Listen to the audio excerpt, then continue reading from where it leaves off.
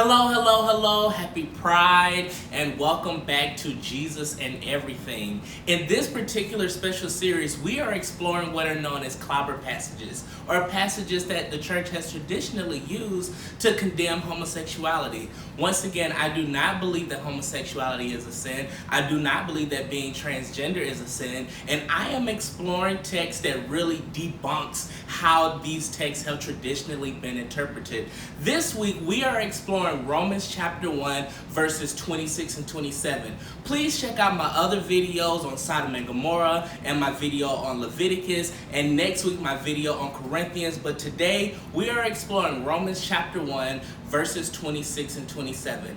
I do want to say that this particular video is done in honor of someone within our community here in Atlanta who was subject to homo-antagonistic violence during this month of Pride.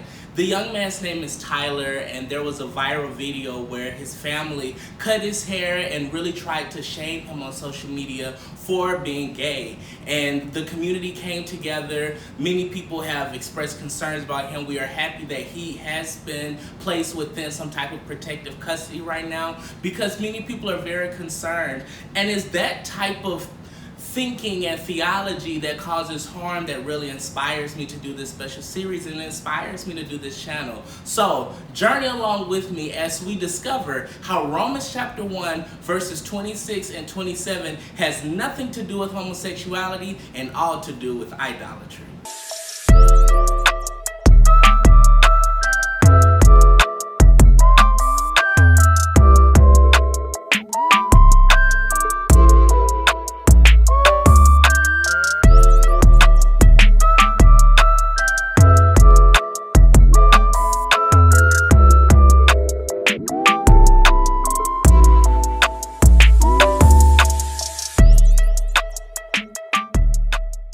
Let's actually see what Romans chapter 1 verse 26 and 27 actually says. And while I find the text, let me also always remind you to like, comment, and subscribe. You want to join this family and you want to be a part of the amazing work that we are doing and how we're really wrestling through and thinking about scripture.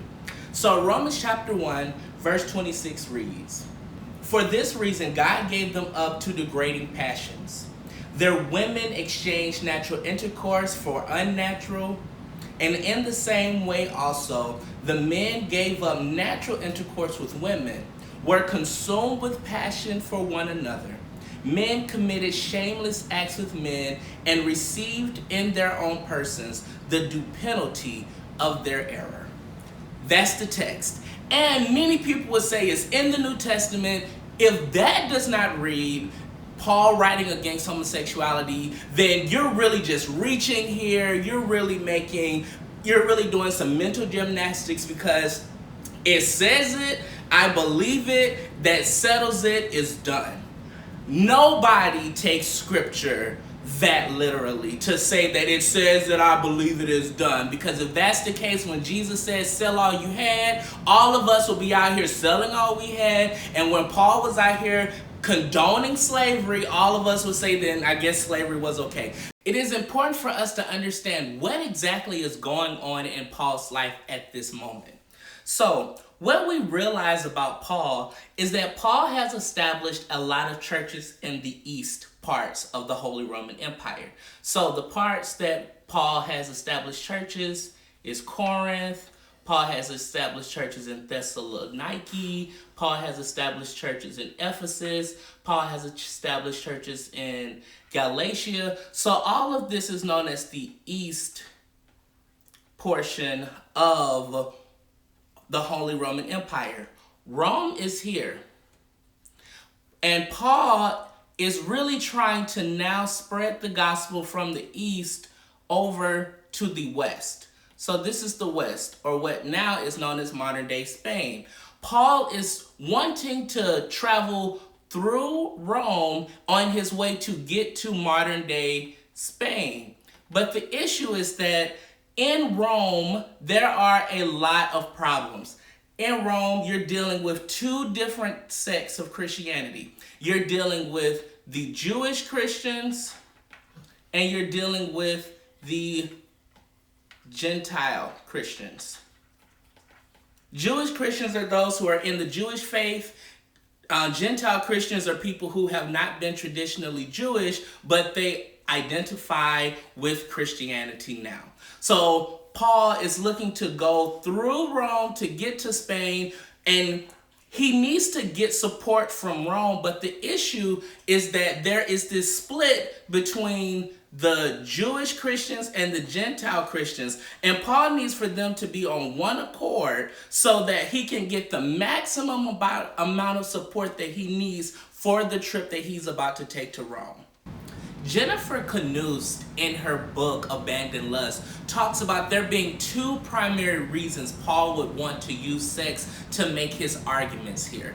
One, remember, Paul is trying to unify a fractured community, a community of followers of the way who are Jewish and followers of the way who are Gentiles. And one of the easiest way to unify people is to tell them how different they are from everyone else. Well, so Paul is going to try to make an argument to say, we are holy and virtuous and the other ones are kind of like bad. And one of the easiest way to do that is to bring up sex. Jennifer Knust says that Paul participating here by bringing up sex in a long-standing tradition and a strategy familiar to many Greeks and Judeans and Romans, vilifying outsiders and defining insiders on the basis of sexual virtue and vice.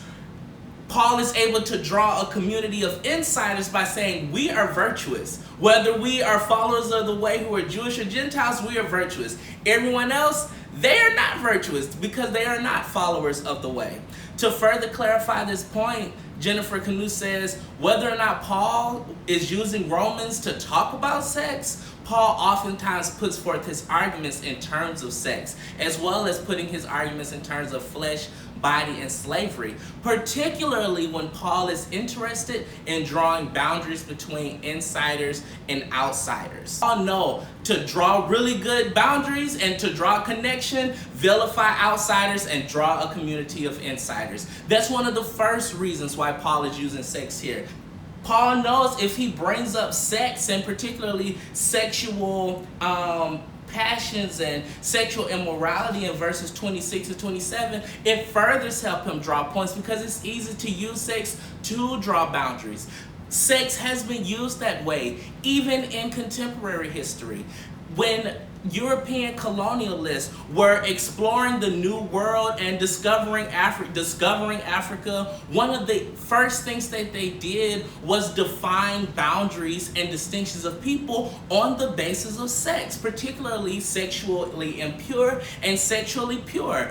It crafted whiteness as sexually pure. There's a scholar who talks about during colonialism, blacks were not a race in and of themselves, but a consequence or for being the opposite of whiteness. And oftentimes whiteness was shaped as being pure and holy and virtuous, sexually chaste, sexually modest, and Africans, to draw distinctions from whiteness, were oftentimes painted as animalistic, childlike, savage, beast, particularly sexual beasts, and lack of sexual purity and chaste and intellectual capacity. So they're using sex here to draw boundaries, the same way Paul is doing. It's a great rhetorical device to unify some and make some feel like they have virtue superiority and to vilify others.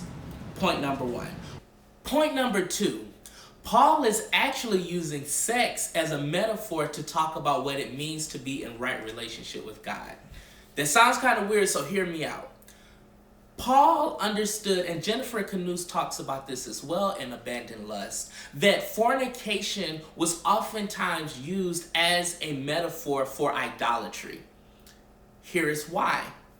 Sex is oftentimes thought of as this dance and this relationship of entities in power. The powerful figure is supposed to be the penetrative partner in a sexual act, and a least powerful figure is thought of to be a subordinate and a penetrated partner within a sexual act. This is why Paul uses language like the females and males, because there is already an understanding in this world that females are to be receptive partners within a sexual act, and males are to be insertive partners within a sexual act. But it's not even just females and males. The subordinate is to be the receptive partner, and the dominant is to be the insertive partner, or the submissive is to be the receptive partner. That is thought of as an example of what it means to be in right relationship. That is using sex to talk about the way in which this relationship is to be constituted. How that can function as a metaphor for idolatry is because to be in right relationship with God is to understand how things are to be ordered.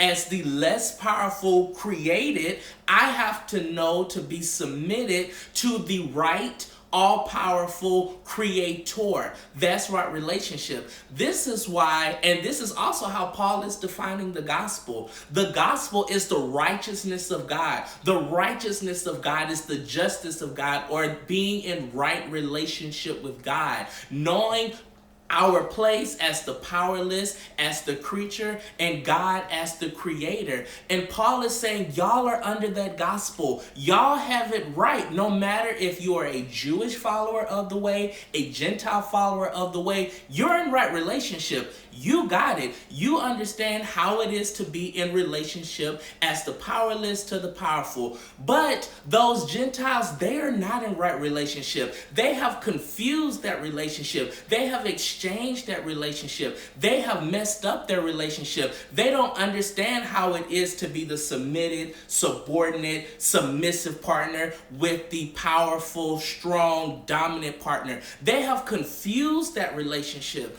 Here, Paul is not talking about homosexuality. He is using sex, this idea of sex, to talk about what it is that is being exchanged and perverse, and how we are to be in right relationship with God. Paul knows that he can talk about sex as a way to talk about power relationships, because in Roman culture, you had Zeus in relationship with this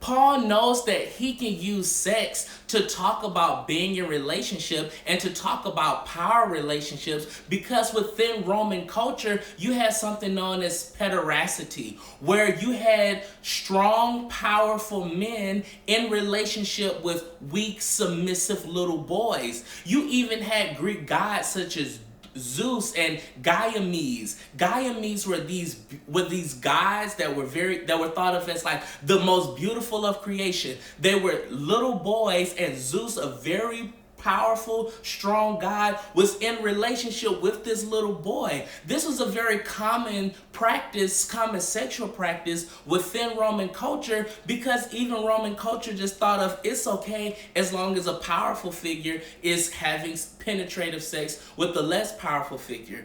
Really weird, right? But that was the idea of sex. And honestly, if I could queer that a little bit, even in queer culture, we have thoughts about tops and bottoms. Tops are supposed to be dominant, strong, aggressive, and the bottom is to be soft, demure, feminine. Like, that's how the relationship, that's how sex is thought of as supposed to be what happens. And so it operates as a perfect metaphor and example for Paul to really hone in on the point that idolatry is when we are not in right relationship. Idolatry is when we confuse that power relationship. Idolatry is when we think we are more powerful than God, and we can make decisions about what it means. We can make our own decisions about which guys to be in right relationship with. And Paul is critiquing those Gentiles who are not doing that. And that also works to function as a way to unify the Jewish followers of the way and the Gentile followers of the way, because we are under the right gospel. We are under the right relationship with God.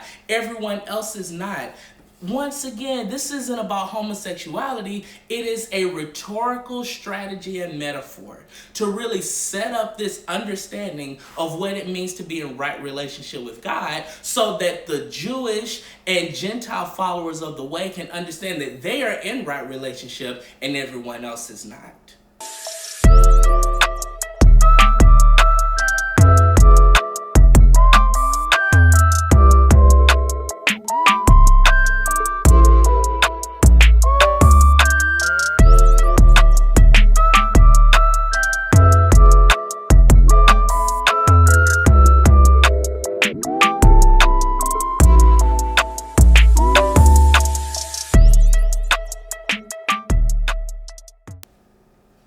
Point number 2. Bit.